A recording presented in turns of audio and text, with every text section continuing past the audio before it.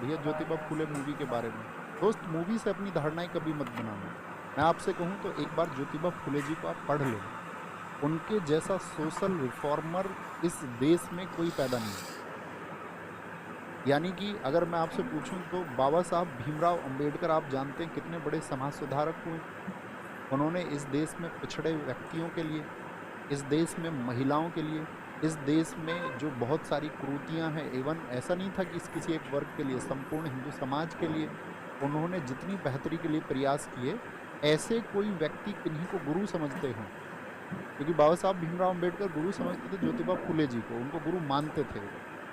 तो जो बाबा साहब भीमराव अंबेडकर जी के भी गुरु हैं, तो आप कम से कम एक बार उनके बारे में अध्ययन करिए कि उन्होंने किस तरह के रिफॉर्म्स किए, किस तरह उन्होंने बच्चियों की शिक्षा को आगे बढ़ाया, किस तरह उन्होंने बच्चियों की जो पिछड़े हालात थे, आप जानते ना स्त्रियों की दशा हमारे देश में कैसी थी, उस स्त्रियों की दशा को उभारने के लिए बाबा फूले जी ने काम किया है।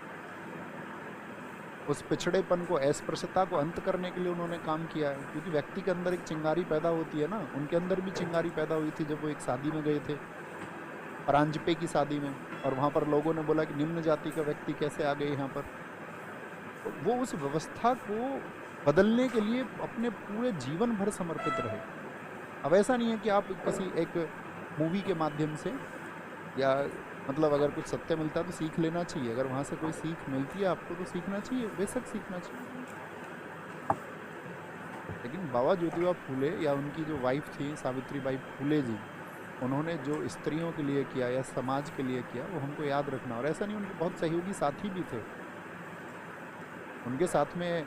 आपका जब वो एक दलित वर्ग से जुड़े हुए थे, मतलब कि दलित क्या, वो उस समय पर आपका जो फूले समुदाय है, उनको माली समुदाय हम कहते थे, उससे जुड़े हुए थे।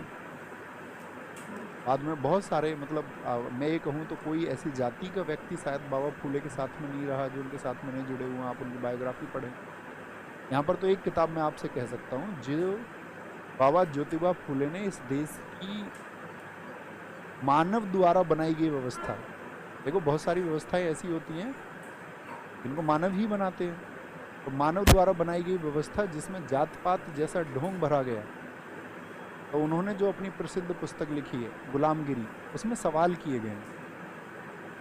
तो उस गुलामगिरी बड़ी पतली सी पुस्तक है, आप मुश्किल से देखोगे तो 70-80 पेज की पुस्तक होगी, आप उसको पढ़िए। विमल कीर्ति जी ने उसका हिंदी अनुवाद किया है। आपको बहुत सारी चीज़ों के लिए आप एनलाइटन होगे, खुद से सवाल करोगे। ऐसा नहीं कि मेरे किसी स्टेटमेंट से आप कोई राय बना लो। मैं तो ये कहता हूँ कि आप मेरे उस स्टेटमेंट के विरोधी हो जाओ जो आपको ठीक नहीं लगे, आप उस राह को चुनो तो आपके लिए ठीक है, लेकिन आप एटलीस्ट पढ़ो, अध्ययन करो। एक छात्र का धर्म यही होना चाहिए। बहुत बढ़िया सर, कोई इंग्लिश की क्लास पढ़ा